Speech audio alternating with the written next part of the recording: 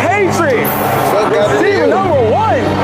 A.J. Brown, man. I told him earlier, I said, thank God he's out of my division because he don't got to get our cornerback fired no more, all right? You got to worry about Smitty.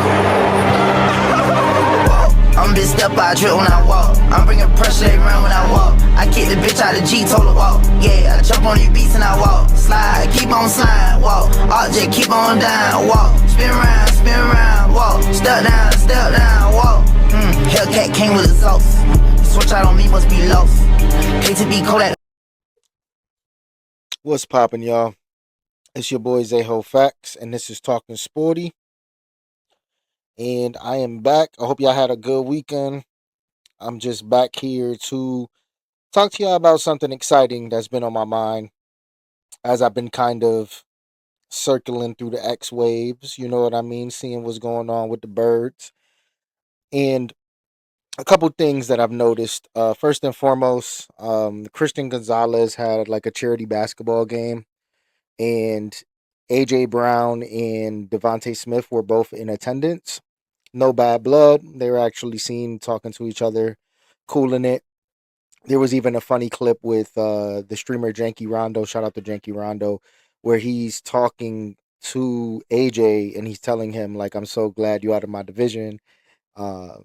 Jokingly letting them know, that the Commanders should be straight now, that alluding to now that AJ's out, the Commanders should be a threat to us, which is hilarious within itself. But AJ tells Janky, well, you still got Smitty to worry about.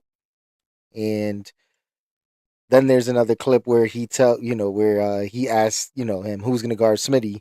And Rondo says Trey Amos, and it's hilarious. It's a hilarious clip. I'll show y'all, and then we'll get back to it. How long we going to see him in the Commander? Who going to hold Smitty? Who going to hold Smitty? Yeah. Trey Amos. We got 2. So, that kind of shows me there's no bad blood in terms of Devontae and AJ. You know what I mean? Even though AJ did leak shit to the media last year, he did stir up the pot.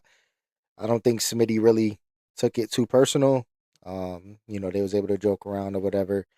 And I think slowly but surely, especially once we see what we do with that draft pick, and time will heal all wounds in the terms of the AJ thing. That's why I didn't go too crazy on them, during those trade videos that I did, because at the end of the day, I still appreciated what he did for us, but it was some whole shit. You can't take back the whole shit, but time will heal all wounds in that aspect. So another thing that I wanted to point out was also Devontae Smith and the bulk that he put on his body in terms of just muscle. Like, he looks like he's definitely transformed his body and he's ready to take on that workload of being a wide receiver 1.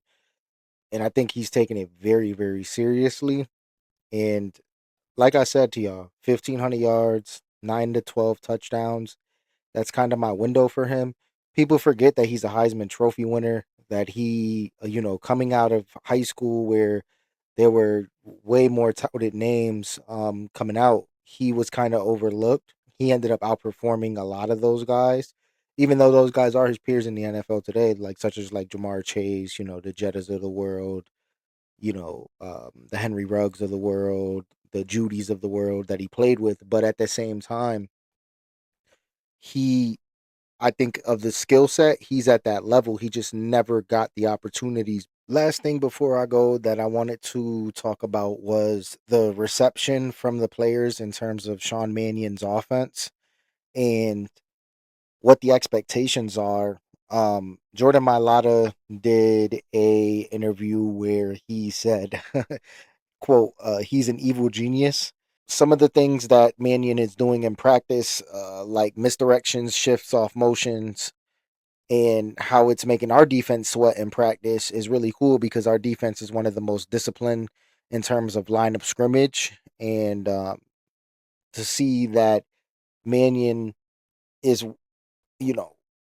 using different sets and trying to experiment is really cool, because we're going to have so much different personnel to work with. And if he can exploit everything and use every part of this offense to make it work, different looks and exploit different mismatches, then we're in a lot better shape than we were last year, y'all. And the fact that the O-line is behind it, because to me, that was going to be the hardest win for Mannion to win over in terms of position group to win over was going to be the O-line. And that's because of Jeff Stoutland leaving the team after, being with the team for 14 seasons. Probably the most revered offensive line coach in the history of the NFL.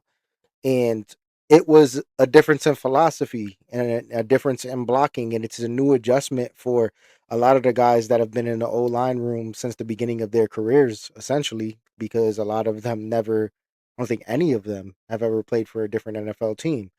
So all they know is stout. So they were going to be the hardest position group to win over, in my opinion. And the fact that someone like Mailata, who's a team captain, can, say that, hey, I believe in what, this guy is doing. He's an evil genius. And we're going to be really, we're going to be in really good shape next year. That is encouraging, to say the least. So I did want to mention that. And there was an article that Anthony DeBona put out that y'all should check out about Nick Sirianni. This is the yearly What Does He Do article. And essentially, it talks about how Sirianni kind of deserves a lot more credit for what he did this offseason. And it goes into the mindset and him putting the ego to the side and realizing that there needs to be a change and shift in philosophy. I do think that two things can be true, where even though Nick Sirianni is willing to put these things to the side for his own detriment, there's also a fear in the back of his mind of his job being taken if Mannion does well. Now, is it to the point where Sirianni's going to sabotage us? Absolutely not. I think Sirianni's a team player, a team guy regardless. But it would be one of those crazy situations where inadvertently he'd be digging his own grave by kind of submitting to Mannion's demands. But that's the more cynical approach of looking at it. If those two can work together in unison and there's no overstepping, then hey, let it work out. Let it be cool. Because I'd love for Sirianni to still be our coach for the next 3-4 seasons, 4 or 5 seasons, or however long. And Mannion can be that guy for another 2 to 3 while he's nurturing someone under that's on the staff. And it's Mannion nurturing him, not Sirianni. So it won't be a Patullo or Brian Johnson situation, but it'd be more or less Mannion kind of getting his guy ready. So when Mannion does go on to be a head coach, there's somebody ready that can run the same offense. Terminology doesn't really change much. Maybe you sprinkle in some of your philosophies that you believe in, but it's the same core principles. And we're not changing anything. To me, that would be great. But this is the NFL. Things change every day. So who knows? But I'm going to let y'all go. It's your boy Zaho Facts. I'm going to be back within the week with more content. I do want to sprinkle in some NBA content and talk about the finals, but I'm going to wait until that's done and concluded. I'm also going to go into some pre-NBA draft content where I'll be talking a little bit more about my Brooklyn Nets and what we got going on. Yeah, it's Brooklyn. Fuck the Knicks, even though the Knicks are probably going to win a championship. Makes me sick to my fucking stomach.